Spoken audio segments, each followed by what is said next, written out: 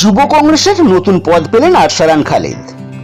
শারদ পাওয়ারের নেতৃত্বে ভারতীয় জাতীয়তাবাদী কংগ্রেসের তরফ থেকে হাওড়া বকুলতলায় এক সাংবাদিক বৈঠক করা হয়।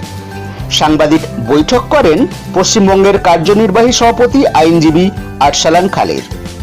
শারদচন্দ্র পাওয়ারের নেতৃত্বাধীন যুব কংগ্রেসের এনসিপি পার্টি আরসালানকে এই পদ দিয়ে গর্বিত বলে মনে করেন। জাতীয় সভাপতি জনাব ফাহাদ আহমেদ এই পদের ঘোষণা করেন। খালিদ বর্তমানে পশ্চিমবঙ্গ প্রদেশ কংগ্রেস কমিটির মিডিয়া কমিউনিকেশন সেলের কার্যনির্বাহী সদস্য হিসাবে কাজ করেন। রাজ্যে যুবকদের সাথে তার সম্পৃক্ততা আরও জোরদার করা এবং অন্তর্ভুক্তিমূলক উন্নয়নের দিকে কাজ করার লক্ষ্যে আরসালানকে এই পদে নিযুক্ত করা হলো বলে জানা যায়। আরসালান বলেন, এই পদের সঠিক মর্যাদা দিয়ে আমি পার্টিকে এগিয়ে নিয়ে যাব। शेख बी रहमाনের report AMP news Howrah Bakultala.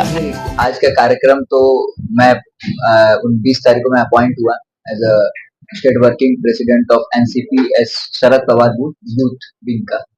तो मैं दिल्ली में था, आज मैं दिल्ली से आया तो लोगों ने मेरा स्वागत किया, यही कार्यक्रम था। और मुझे ये दिखलाना था कि एनसीपी भी एक पार्टी अब बंगाल में उभरेगी और एक जो विकल्प जो लोग खोज रहे हैं, ना भी विकल्प लोग टीएमसी को देख रहे हैं ना बीजेपी को देख रहे हैं, तो जो लोग विकल्प ढूंढ रहे हैं तो हम विकल्प बन के उभरे, ये उद्देश्य था मेरा।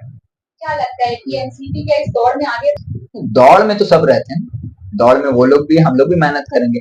स्टार्टिंग में आप अगर देखोगे कि टीएमसी भी जब आई थी उसका भी कोई अस्तित्व नहीं था, लेकिन उन्होंने मेहनत किया, हम भी मेहनत करेंगे और हम लोग ऑर्गेनाइजेशनल लेवल पे काम करेंगे, लोगों से जुड़ेंगे, लोगों के मुद्दे को उठाएंगे। बंगाल में जो लोगों के मुद्दों को दबाया जा रहा है, आप देख लो, वो आरजीकर वाला कांड हो या वो आप एसएससी स्कैम है, टीचर्स के ऊपर जो बर्बरता की जा रही है, तो ये सब चीजें बंगाल में आम हो गई है आजकल। एक तो गुंडागर्दी आम हो गई है, आप कहीं भी सुनिएगा कि कहीं किसी का मर्डर हो रहा है, तो ये लॉ एंड ऑर्डर तो खत्म हो चुका पूरे बंगाल में।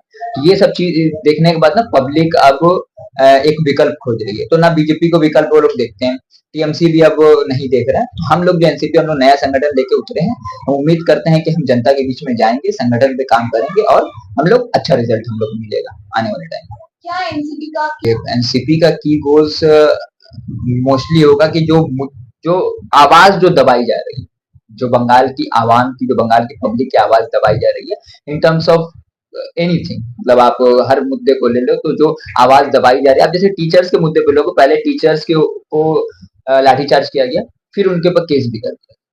तो ये सब जो चीजें बंगाल में हो रही है, ये डेमोक्रेसी के खिलाफ है। हमारा हक है, हम प्रोटेस्ट कर सकते हैं, अगर कुछ गलत हुआ है तो हम सड़क पे जा सकते हैं, सड़क से सदन तक जा सकते हैं। लेकिन जिस स्टेट में अगर ये चीज अलाउ नहीं किया जा रहा, तो आप समझिए कि वहां की सरकार डेमोक्रेसी को मानती ही नहीं, वो समझती है भैया हम ही तानाशाह हैं, हम ही चला रहे। तो बंगाल में ये चीज चल रहा है और हमारा मेन की गोल रहेगा कि जो बंगाल की आवाम है उसके जो मुद्दे हैं उसको उठाया जाए, सड़क से लेके विधानसभा तक। देखिए, ये जो जिस लिए भेजा गया वो देश का मामला था, तो मैं इसमें कमेंट करने से अपने आपको नहीं, लेकिन यूसुफ पठान की जगह अभिषेक बैनर्जी को भेजा गया है। शुभेंदु अधिकारी का कहना है कि परिवार वाला क्या कहना है? देखिए, अभिषेक बनर्जी को भेजा गया है तो ममता जी को ये भी देखना चाहिए कि अगर यूसुफ पठान को चूज किया गया तो आप उन्हें भेज देती, और अभिषेक जी को भेजा गया है तो अब वो उनका पर्सनल राय है। हो सकता है कि अभिषेक जी को उस प्लेस पे रखना चाहती हो कि उनसे आगे कोई ना निकल जाए, इसीलिए उनको भेजा गया वहाँ। बंगाल की राजनीति में धर्म को लेकर के हमेशा से विवाद होता रहता है बीजेपी और टीएमसी में, तो इसमें आप क्या कहना चाहेंगे?